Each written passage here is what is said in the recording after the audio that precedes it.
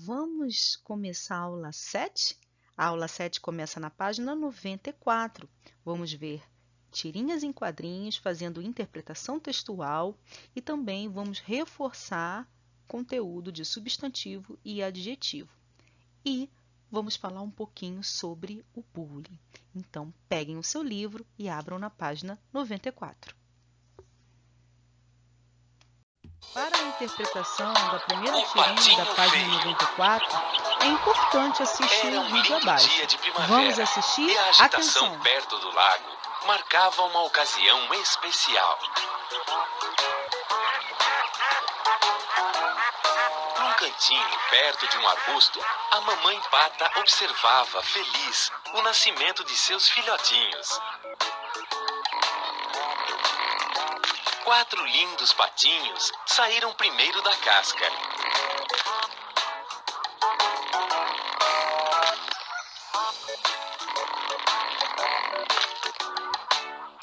E por último, surgiu um patinho diferente dos outros. Ele era muito feio. Que coisa! Como isso pode acontecer? O patinho recém-nascido quis se aproximar de seus irmãozinhos, mas eles correram e foram se esconder perto da mamãe. A mamãe pata, porém, abraçou o patinho rejeitado.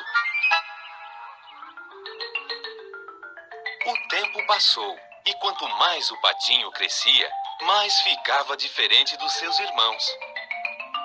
Que pato mais esquisito! Nasceu com defeito. Que nada! É feio mesmo! Um patinho feio! Quá, quá!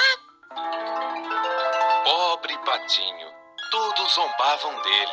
Vivia triste e não brincava com ninguém por causa da sua feiura. Já que ninguém gosta de mim, eu vou embora para bem longe. E o patinho feio foi em direção à floresta. Andou até anoitecer. Com fome e com muito medo, procurou um cantinho para descansar. Eu ainda vou achar um lugar onde consiga fazer muitos amigos. Com esta ideia na cabeça, o patinho feio adormeceu triste, mas com o coração cheio de esperança. Quando acordou, ele seguiu o barulho de água para ver se conseguia comida. Correu e encontrou um lago onde patos selvagens brincavam alegremente. Olá!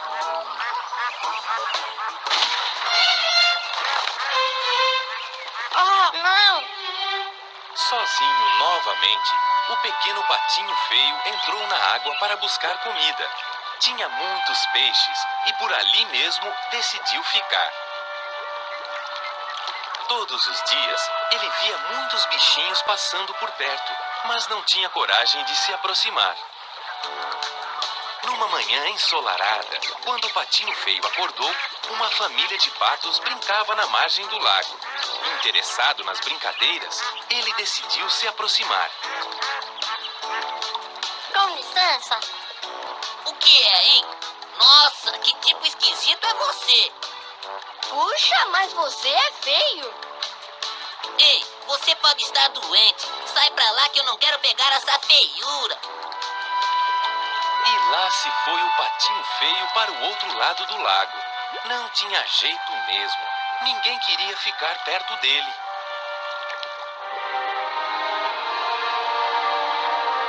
O tempo foi passando e ele foi crescendo.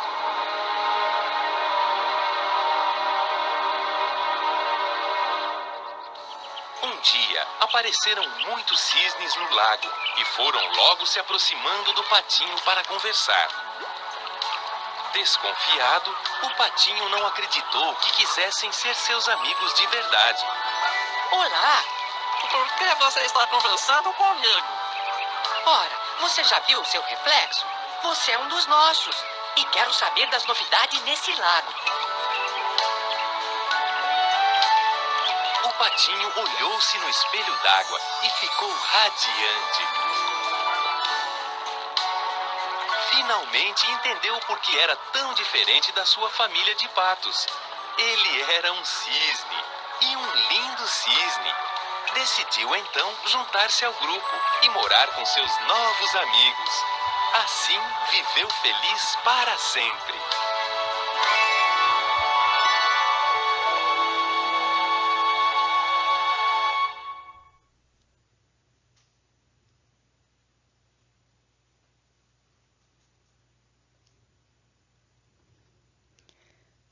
Observaram?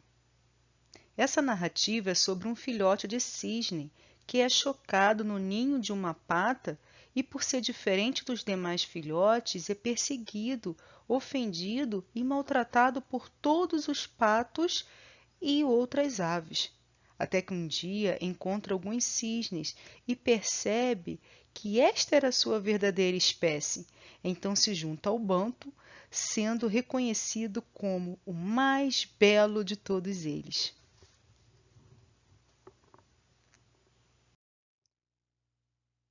Vamos observar a primeira tirinha da página 94. Ela diz assim: olha o bico do patinho feio. Mas o patinho feio cresceu e virou um belíssimo cisne. Olha o pescoção do pato feio. Aí o pato diz: saco. A qual conto a tirinha faz referência? Agora ficou muito fácil, não é verdade? Ao conto O Patinho Feio. Responda junto comigo. Os exercícios da página 94 e 95 são exercícios para fazermos juntos. Vamos lá, eu espero você. Vamos? Letra B. Que diferença é possível estabelecer entre a história do conto e dessa tirinha aqui? Bem, a narrativa que nós assistimos é sobre um filhote de cisne que é chocado no ninho de uma pata e, por ser diferente dos demais filhotes, ele é perseguido, ele é ofendido, maltratado por todos os patos e outras aves. Até que um dia encontra alguns cisnes e ele percebe que esta era a sua verdadeira espécie. Então, ele se junta ao bando, sendo reconhecido como o mais belo de todos eles. Essa é a história, né, que nós assistimos. Mas, então, nós podemos dizer que na história termina com um patinho feliz. Feliz por quê? Por se unir a uma família de cisne, né? E nesta tirinha aqui de Fernando Gonçalves, o cisne está bravo. Por quê? Porque ele continua sendo maltratado. Então, essa é uma diferença que nós podemos observar, uma diferença que nós podemos estabelecer entre a história do conto que vocês assistiram e dessa tirinha. Em que grau está o substantivo patinho? Patinho está no grau diminutivo. Neste contexto, patinho indica que o pato ainda é filhote. Então, o substantivo no grau normal, pato. Patinho está no grau diminutivo. Podem anotar aí, tá? Letra D. Que adjetivo é atribuído ao patinho no primeiro quadrinho? Então, vamos reler o primeiro quadrinho? Vamos? Olha o bico do patinho feio. Que adjetivo é atribuído ao patinho? Feio, né? Letra E. No segundo quadrinho, que adjetivo é atribuído ao substantivo cisne? Vamos reler o segundo quadrinho. Mas o patinho feio cresceu e virou um belíssimo cisne. Então, o adjetivo atribuído ao substantivo cisne, vocês podem anotar aí no caderno de vocês, que é o adjetivo belíssimo. E esse adjetivo belíssimo está no grau superlativo absoluto sintético, né? Elevando aí a beleza do cisne. Letra F. Que efeito de sentido esse adjetivo belíssimo provoca na tirinha em relação ao que foi empregado no primeiro quadrinho. Vocês podem colocar as respostas de vocês, mas a sugestão de resposta, né, para vocês se basearem, é que vocês podem colocar assim: o uso do adjetivo no superlativo serve para destacar ou para apresentar a transformação pela qual o pato passou. O pato cresceu e virou um belíssimo cisne. Então, esse adjetivo belíssimo serve para apresentar, para destacar a transformação pela qual o pato passou. G. Observe a linguagem verbal e não verbal, a imagem, né, presente no último quadrinho. Diz assim: olha o pescoção do pato feio, né? Aí a pergunta diz: que fato causa humor nessa tirinha? O fato de os mesmos patos que chamaram o patinho, né, de feio, que zombaram dele, eles não reconheceram que ele se transformou em um belíssimo cisne. Na número 2, nós observamos aqui duas capas de filmes, né? Aí na letra A diz assim: identifique o substantivo e o adjetivo de cada título de filme. Grandes olhos. Grandes aqui é um adjetivo e olhos é um substantivo. Então, na primeira capa aí de filme, vocês podem escrever que, como adjetivo, eu tenho grandes e substantivo, olhos. Tá bom? Anotem. Na segunda capa de filme, eu tenho aí tartaruga, né? A tartaruga. Tartaruga é um substantivo. E vermelha. Vermelha é um adjetivo, caracteriza, né, essa tartaruga. Façam as anotações. Letra B. Qual é o gênero de cada um dos substantivos empregados? Bem, como nós vimos na primeira capa, né, grandes olhos, o substantivo que foi apresentado aí é o quê? Substantivo olhos. Qual é o gênero? Masculino ou feminino? Gênero masculino. E na segunda capa, nós temos o substantivo tartaruga. Qual é o gênero? Masculino ou feminino? A tartaruga, feminino. Colocaram? Letra C. Por que o adjetivo grandes está no plural? E o adjetivo vermelha no singular? Lembrou que nós estudamos? O que acontece com o adjetivo? Os adjetivos, quando estão acompanhados de um substantivo no plural, os adjetivos também ficam como? No plural, né? Então, vocês podem colocar assim. Porque a resposta, porque os substantivos a que eles se referem estão no plural. Grandes olhos, né? E a tartaruga vermelha. Se é a tartaruga no singular, vermelha também vai ficar no singular. Agora, nós vamos para a página 95, tá? Vamos responder as questões da página 95. Você está respondendo? Você está com o seu livro aberto, seu caderno aberto, respondendo tudo bonitinho? Espero que sim, hein?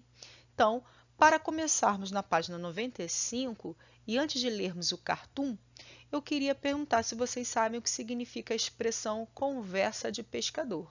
Já ouviu essa expressão? Sabe o que significa? Essa expressão, conversa de pescador, é utilizada para indicar que o interlocutor está inventando ou aumentando um fato. Então, quando alguém conta uma história e parece que está aumentando, que está exagerando, a gente diz assim, isso é conversa de pescador, tá? Então, com isso em mente, vamos agora ler o cartoon. Diz assim, o personagem conversando com o outro, ele fala, era um peixão com uma bocarra assim e comeu um homenzarrão e um rapagão. Aí o outro personagem diz, você aumenta tudo, compadre. Letra A. Você já ouviu a expressão conversa de pescador? O que ela significa? Você vai responder, sim, já ouvi, não, e vai responder. Pode responder também de acordo com o que eu falei, tá? B. O que as personagens do cartoon estão fazendo? Elas estão conversando, né? As personagens estão conversando. E um deles está pescando. Olha ele ali com a vara, né, de pescar. Letra C. Quais palavras utilizadas pelo pescador que conta a história indicam que ele está aumentando os fatos? Quais palavras? Aí vocês podem colocar da primeira fala, peixão, bocarra, homenzarrão, rapagão. Letra D. Como ficaria a fala dele se utilizasse apenas substantivos que indicam tamanho pequeno? Com essas alterações, o texto teria o mesmo efeito de sentido? Primeiro, vamos responder, tá, a parte A da pergunta, né? Como ficaria a fala dele se utilizasse apenas substantivos que indicam tamanho pequeno? Vamos lá. Vocês vão abrir aspas, né? Porque nós vamos reescrever o que está aqui no texto e vamos colocar assim. Era um peixinho com uma boquinha assim e comeu um homenzinho e um rapazinho. Fecho aspas, tá bom? Agora, a segunda parte aí da pergunta. Com essas alterações, o texto teria o mesmo efeito de sentido? Não, pois perderia a relação entre a imagem do pescador, né, conversador, mentiroso, né, ele está com as mãos assim, e a utilização do aumentativo. Letra E. O que provoca o efeito de humor no texto? Justamente o fato de o pescador afirmar, né, que o compadre está aumentando os fatos. Leia a tirinha abaixo, né, em que a personagem Helga tenta explicar a H os motivos do sobrepeso dele. Vamos ler? Não é que você coma muito. São essas boquinhas entre as refeições que o deixam gordo assim. Olha isso! Letra A. Sabemos que o grau pode expressar que o ser nomeado é maior ou menor que seu tamanho normal. Esse é o caso do substantivo boquinha empregado na tirinha? Não. Explique. Não, porque boquinha nesse contexto não significa boca pequena. Quando ela fala aqui, são essas boquinhas entre as refeições, não é boca, parte do corpo, né? Ela está se referindo, são refeições, né? Refeições leves que a pessoa pode fazer ao longo do dia. Letra B diz, por que esse substantivo está entre aspas na fala de Helga? Aqui, ó, o substantivo que está entre aspas é boquinhas entre as refeições. Por que está entre aspas aí? Porque ele não condiz com a cena retratada, ou seja, a refeição de H não é uma refeição leve, não é uma refeição pequena. Por isso, a fala de Helga é irônica, né? E as aspas também servem para marcar essa ironia. Lembrando que Ironia é quando você diz o contrário do que você quer dar a entender, né? Na literatura, a ironia, inclusive, é a arte de zombar de alguém ou de alguma coisa, com um ponto de vista a obter uma reação do leitor ou do ouvinte, tá? Letra C. Que elemento é responsável por reiterar a afirmação de Helga no primeiro quadrinho? A linguagem não verbal do segundo quadrinho, que ilustra o tamanho da refeição de Agar, né? A tirinha não está agora aqui, mas olha aí no seu livro, né? Que Agar realmente ele afirma, né, o que Helga está ironizando pela quantidade de coisas que ele aparece comendo. Olha aí quantas coisas estão na mesa pertinho aí dele e ele desfrutando de tudo isso.